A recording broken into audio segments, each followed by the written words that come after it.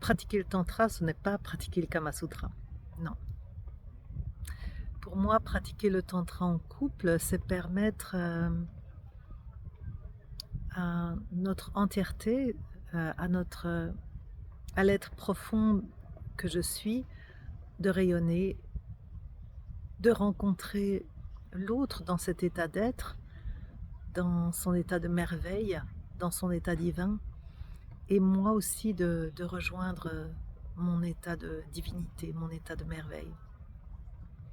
La particularité du tantra aussi, c'est que c'est une voie qui passe à travers le corps. Donc conscience du corps, ouverture du corps, et qui accueille toutes les facettes de l'humain, y compris la sexualité. Donc je crois que vraiment le tantra est la seule voie spirituelle qui inclut la sexualité. Et la sexualité n'est pas le but du tantra, mais c'est un des portails qui nous permet d'aller dans l'éveil. Dans cette voie du tantra, il y a toutes sortes de pratiques qui vont faire qu'on va activer notre énergie vitale et la faire monter à l'intérieur de nous à travers tous les chakras. Alors ça peut paraître complètement ésotérique et abstrait comme ça, donc c'est vraiment une expérience qui permet de sentir ça. Si je suis en train de faire l'amour avec mon partenaire et que j'ouvre mon premier chakra, celui qui permet la sexualité, ben je vais être vraiment dans cette énergie de sexualité. Mais l'intéressant, c'est de faire monter un peu cette énergie, de monter au deuxième chakra, et là on entre dans la sensualité, dans les émotions aussi. Donc à ce moment-là, vous pouvez avoir des éclats de rire, vous pouvez avoir des pleurs, vous pouvez avoir des cris. Juste se laisser ouvrir et traverser par ça. Déjà, cette expérience, ça amène une sexualité beaucoup plus intime avec l'autre, quand il y a comme ça des grandes ouvertures émotionnelles. Et la plupart du temps, ce sont des émotions qui nous traversent et on ne sait même pas pourquoi elles sont là. Si je fais encore monter mon énergie, elle va monter au niveau du troisième chakra, au niveau du plexus solaire. Et là, une des choses qui peut arriver, c'est de sentir vraiment ma puissance. Sentir ma puissance, ce n'est pas du tout sentir un pouvoir sur l'autre. C'est plutôt sentir ma propre verticalité, ma droiture. Je suis une femme, je suis un homme debout.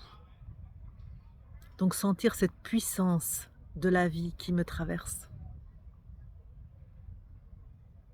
Quand l'énergie monte encore, qu'elle monte au niveau du quatrième chakra, au niveau du cœur, alors je sens vraiment une connexion, une ouverture du cœur avec l'autre. Je me sens en amour.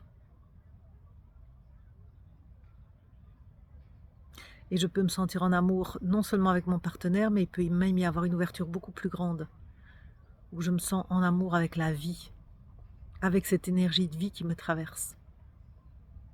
Et puis l'énergie, si je la fais encore monter, qu'elle arrive au niveau du cinquième chakra, il peut y avoir des sons qui montent, des espèces de chants d'opéra, voilà, la voix peut amener des choses très spéciales, des sons qu'on ne produit pas d'habitude, et en même temps, il y a comme une danse du divin. Je sens que je suis traversée par l'énergie divine et que je suis là comme en train de chevaucher une vague d'énergie vitale. Je sens que je me laisse emporter par cette énergie, que je m'abandonne à cette énergie, que je peux aller sur cette vague, que je suis tout entière traversée par cette vague et que c'est un délice de m'abandonner à la force de cette vague de vie. Si je laisse encore monter l'énergie, qu'elle monte au niveau du sixième chakra, au niveau du troisième œil, à ce moment-là, je peux avoir des moments d'intuition, des images qui me traversent, des phrases qui m'arrivent. Là, je sens que je vois plus loin, que je dépasse ma conscience habituelle. Et puis si je monte encore au niveau du septième chakra, je peux avoir un orgasme cosmique. Cet orgasme est bien plus puissant qu'un orgasme purement génital.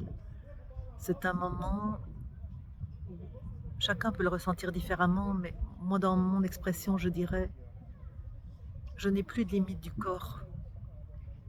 il y a comme une explosion et une diffusion. L'espace se dilate. L'espace se dilate, devient infini, et il y a un silence magnifique. Un silence, une immobilité, un désert de présence. Et souvent moi je peux avoir des larmes qui coulent à ce moment-là. Des larmes de joie en fait. J'ai l'impression de goûter à l'essentiel de la vie.